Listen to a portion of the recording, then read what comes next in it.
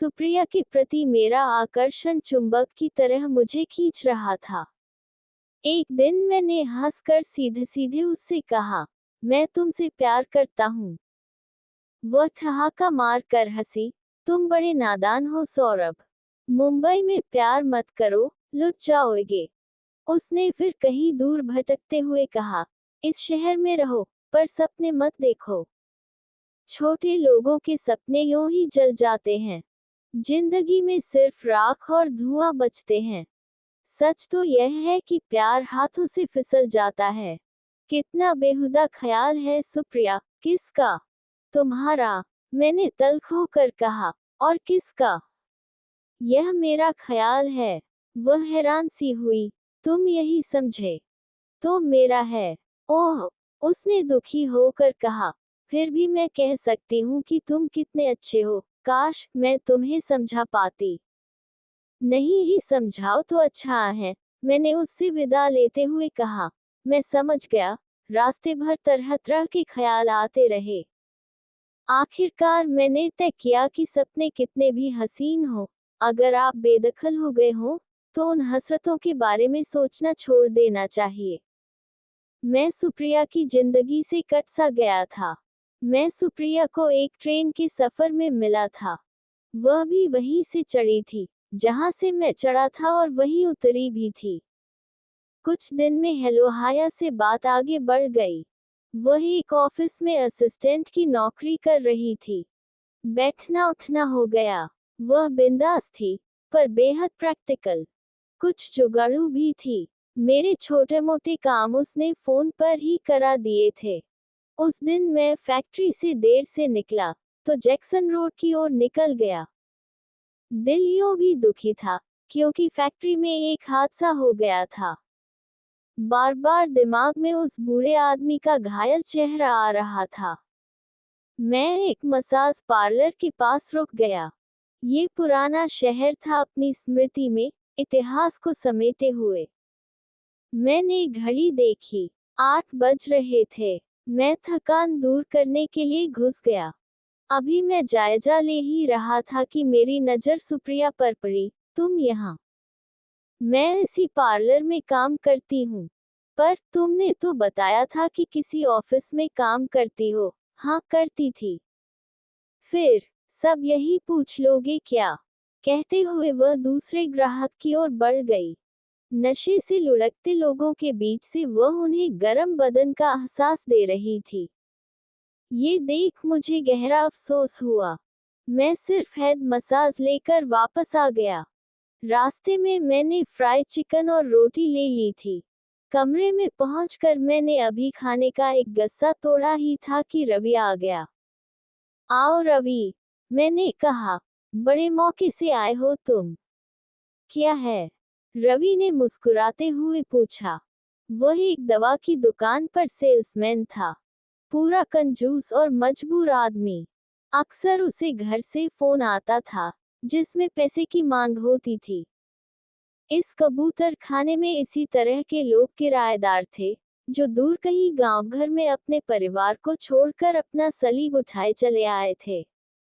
मैंने थाली रवि की ओर खिसकाई। बिना चूचू किए वह खाने लगा। रवि बोला, यार सौरभ, तुम ही ठीक हो। तुम्हारे घर वाले तुम्हें नोचते नहीं। मैं तो सोचता हूँ कि मेरी जिंदगी इसी तरह खत्म हो जाएगी कि मैं वापस भी नहीं जा सकूंगा गांव। पहले ये सोच कर आया था कि 3 या 5 साल कमा कर लौट जाऊंगा, मगर 9 साल होने को हैं। मैं यही हूँ। सुनो रवि, मुझे फोन इसलिए नहीं आते हैं कि मेरे घर में लोग नहीं हैं, बल्कि उन्हें पता ही नहीं है कि मैं कहाँ हूँ, इस दुनिया में हूँ भी कि नहीं। यह अच्छा है।